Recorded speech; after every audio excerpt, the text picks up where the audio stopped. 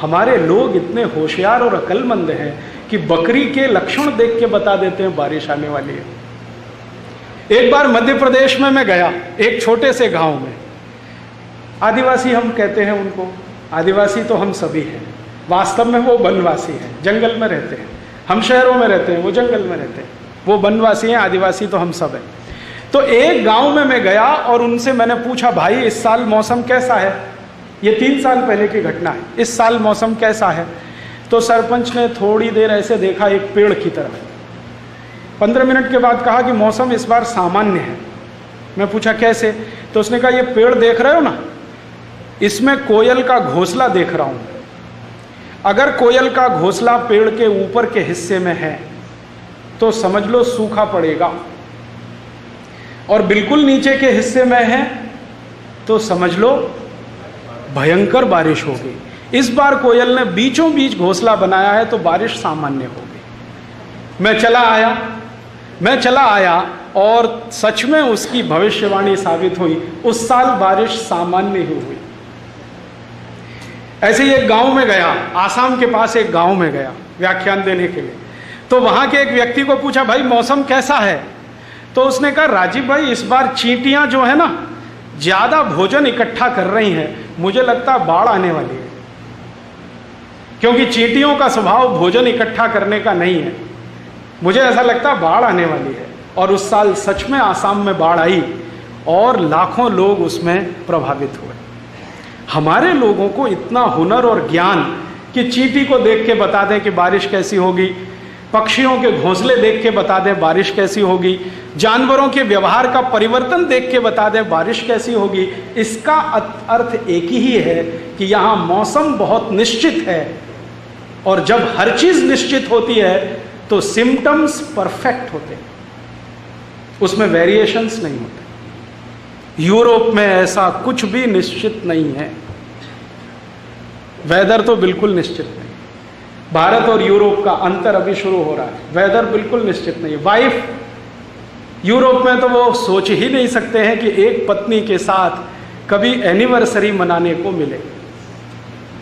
हाँ, आपको सुनकर ताज्जुब होगा, यूरोप में ये जो मैरिज एनिवर्सरी है ना, ये इस बात के लिए है कि आपको बड़ी शुभकामनाएं कि एक के साथ साल भर टिक गए आप। साल भर टिक गए, बड़ी भारी शुभकामनाएं।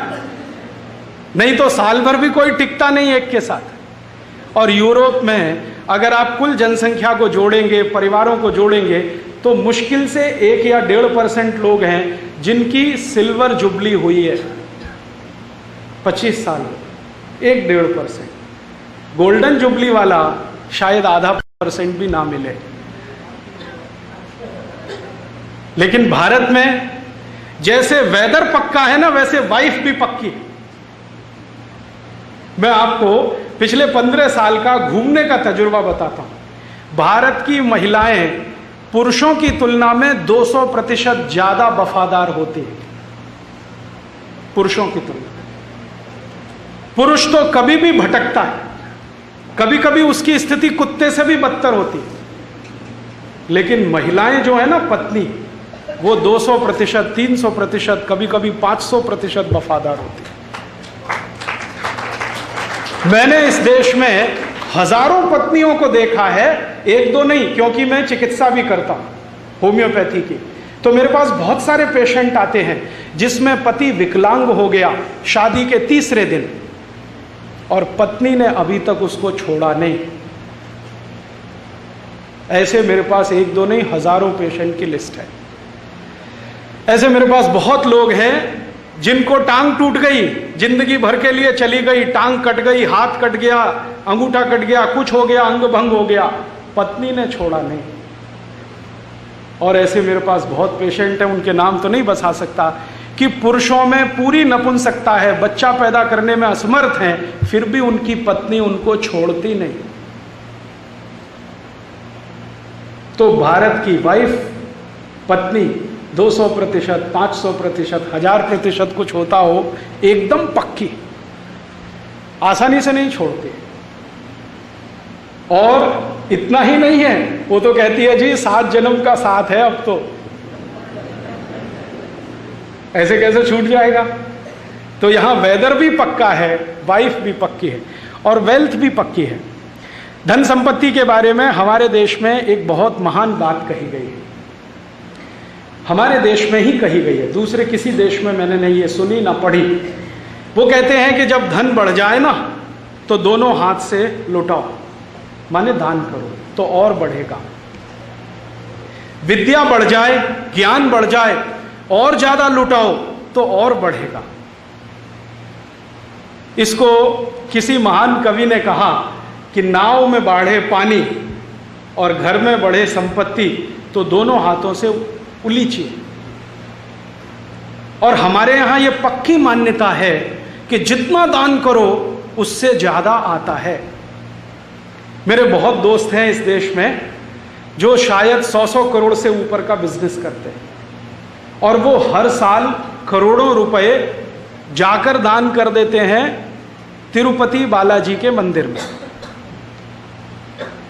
करोड़ों रुपए दान कर। हमारा एक दोस्त है वो तो 10 किलो सोना दान कर देता हर साल जाए, बताता नहीं है, कहता ये गुप्त दान है, 10 किलो सोना। मैं पूछा भाई ये क्या है? वो इनकम टैक्स नहीं देता।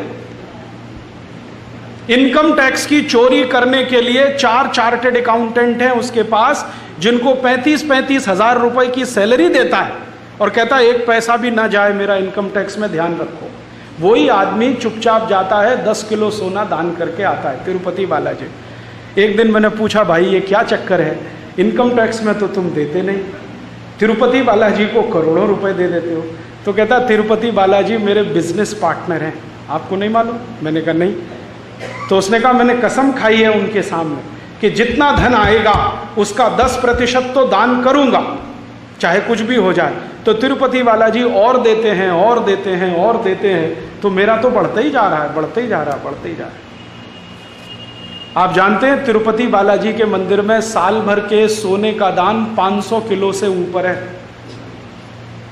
साल भर का सोने। वैष्णो देवी के मंदिर में साल भर के सोने का दान 400 किलो के आसपास आ गया है। और ऐसे भारत में 1-2 नहीं 23,000 मंदिर हैं जहां हर साल टनों टन सोना दान में आता है, टनों टन, मीट्रिक टन्स में आता है। कैसे?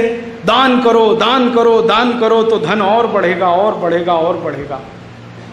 ये यूरोप में कहीं नहीं है, अमेरिका में भी नहीं है कहीं।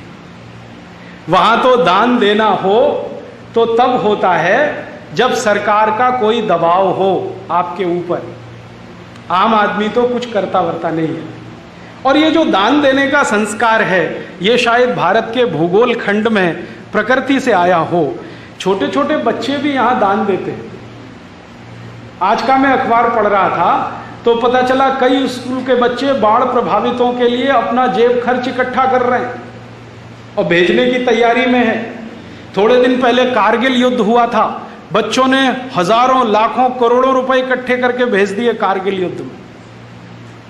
तो बच्चों को बचपन से ये संस्कार है, शायद हमारे ये खून में है या हमारे डीएनए में है, हमारा जेनेटिक मटेरियल ऐसा है जो बिना दान दिए हमको संतोष ही नहीं होता।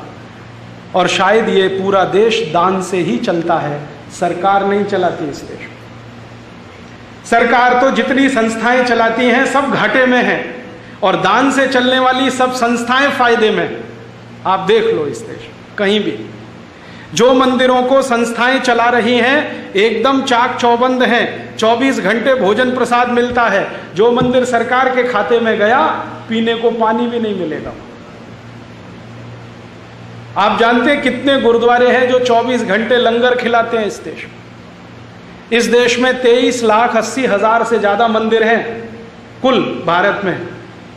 इन सभी मंदिरों में अधिकांश मंदिर दान से चलते हैं, सरकार किसी मंदिर को नहीं चलाती। हाँ, हमारी निकम्मी और बेईमान सरकार है, मंदिरों में आए हुए दान पर झपट्टा मारने के लिए तो तैयार बैठी रहती है, अपने खजाने से एक पैसा उसमें नहीं देती। ऐसी स्थिति हमारे देश में है। तो यहाँ वेल्थ का तो चक्कर ही दूसरा। हमारे यहाँ तो एक बार एक बहुत बुजुर्ग व्यक्ति ने मुझे सिखा दिया एक ऐसी बात जो 10 साल की पढ़ाई में मुझे कोई नहीं सिखा पाया।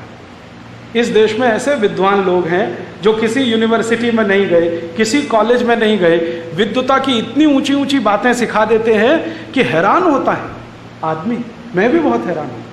एक बार आंध्र प्रदेश के एक छोटे से गांव में एक 80 साल के बुजुर्ग ने मुझे समझा दिया।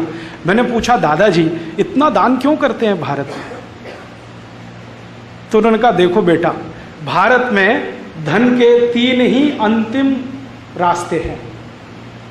धन के 3 ही अंतिम रास्ते हैं। या तो इसको भोग कर लो, या तो इसको दान कर लो, नहीं तो ये चोरी चला जाएगा। या तो भोग कर लो, या तो दान कर लो, नहीं तो चोरी चला जाएगा। भोग हम कर नहीं सकते, क्योंकि ईशावास्यम इदम सर्वम यत्किंच जगत्याम जगत तेन त्यक्तेन भुंजी था मां हृदय कस्य सिद्धनम। ये हमारे जीन में है, खून में है, डीएनए में है। भोग तो कर नहीं सकते, करेंगे तो एड्स से मर जाएंगे और पता नहीं क्या क्या हो जाएगा। तो भोग तो हम करते नहीं हैं। और ये मैंने देखा है, भारत में जो पुराने करोड़पति हैं ना, नए वालों की बात नहीं करता, पुराने जितने भी करोड़पति हैं, एक धोती और एक कुर्ता, उसी में जिंदगी काट देते हैं। मैंने घनश्याम दास जी बिरला की जीवनी पढ़ी और उनके बारे में ये सुनकर बहुत आश्चर्य होता है कि 2 या 3 जोड़ी कपड़े में जिंदगी बीत गई और हजारों करोड़ का साम्राज्य उन्होंने स्थापित कर दिया। लेकिन उनकी आधुनिक पीढ़ी बिल्कुल उल्टी है। शायद वो 1 घंटे तो इसमें लगाती है कि कौन सी शर्ट के साथ कौन सा पैंट पहनो, क्योंकि घर में इतनी शर्ट और इतनी पैंट है कि कॉम्बिनेशन बनाने में घंटों लग जाते हैं। जिस आदमी ने हजारों करोड़ का एम्पायर खड़ा कर दिया शून्य में से, वो 2 धोती 2 कुर्ते या 3 धोती 3 कुर्ते में जीवन काट गया। ऐसे में हजारों लोगों को जानता हूं जो करोड़पति हैं, पुराने करोड़पति, और अंगोछा लपेटे ही जिंदगी बिता दिया। एक बनियान और एक नीचे टॉवल, अंगोछा, बस खत्म कहानी। हम मानते हैं कि ज्यादा भोग अपने लिए नहीं है। और भारतीयता में जो सबसे बड़ी मान्यता है ना, वो ये है कि कम से कम अपने ऊपर खर्च करो। क्यों? ये शरीर नश्वर है, इसको लीप पोतने में क्यों लगे हुए? थोड़े दिन में चला जाएगा, कुछ बचेगा नहीं इसमें। तो ज्यादा से ज्यादा दूसरों पे खर्च करो। तो हमारा जो निजी जीवन है ना, प्राइवेट लाइफ, वो बहुत संयमित है, कम खर्चे वाली है। और हमारी जो पब्लिक लाइफ है वो बहुत खर्चीली है, बहुत पैसे वाली है। पब्लिक लाइफ माने हम मंदिर बनाएंगे, करोड़ों रुपए खर्च करेंगे। मंदिर का प्रतिष्ठा समारोह होगा, करोड़ों रुपए खर्च करेंगे। दावत होगी, क्या क्या होगा, सब कुछ होगा, करोड़ों रुपए खर्च होंगे। लेकिन हम अपनी जिंदगी में कम से कम खर्च करेंगे। हम शादियां करेंगे बेटे बेटियों की, बहुत खर्चा होगा, लेकिन निजी जिंदगी में कस कसाते हैं 10-10 रुपए खर्च करने के लिए। ये हमारा जेनेटिक मटेरियल है, ये डीएनए ऐसा है। और ये डीएनए कोई आज का नहीं है, हजारों साल का है। तो ये शायद भूगोल की स्थिति ऐसी है, इसमें से बना होगा। शायद ईशावास्यम इदम सर्वम जो किसी महान व्यक्ति ने कह दिया, वो हमारे रग रग में घुसा होगा। इसलिए तो कहा, जो अंदर होता है वही कहा जाता है, और जो होता ही नहीं है वो निकल नहीं सकता मुंह से। तो हमारी रग रग में होगा। पुराने सब लोगों को मैं देखता हूं, इतना सीधा सादा सरल जीवन, और पैसे संपत्ति में करोड़पति। तो हमारे यहां वेल्थ के बारे में इतनी निश्चिंतता है कि इसको दान करो बहुत बढ़ेगा, नहीं करोगे तो चोरी जाएगा, चोरी जाएगा तो अफसोस करोगे। और वो हमें दिखाई देता है आज के ज़माने में जो कंजूस लोग पैदा हो गए अमेरिका और यूरोप से प्रभावित होकर। ये जो कंजूस है ना, ये भारत के नहीं है, ये सब अमरीकी हैं, यूरोपियन। हाँ, मैं मानता ही नहीं कि जो कंजूस है वो भारतीय है। भारतीय कंजूस हो गया तो भारतीयता चली जाएगी। ये जो अमरीकी असर हम में आ गया, यूरोपियन असर आ गया, हम कंजूस हो गए। तो कंजूस लोगों को मैंने देखा है कि उनका धन सब चोरी ही जाता है। या तो कभी इनकम टैक्स वाले ले जाते हैं, कभी सेल्स टैक्स वाले ले जाते हैं, कभी वैल्यू एडेड टैक्स वाले ले जाते हैं, और वो फड़फड़ाता रहता है, तड़पता रहता है, उसकी आंखों के सामने लूट होती है। मैं उसको कहता हूं, भाई अगर तुमने दान कर लिया होता तो संतोष तो होता। यहां तो चोर उचक्के बेईमान लुच्चे लफंगे जो अधिकारी ले गए तुम्हारा सब, अब कसकते रहो।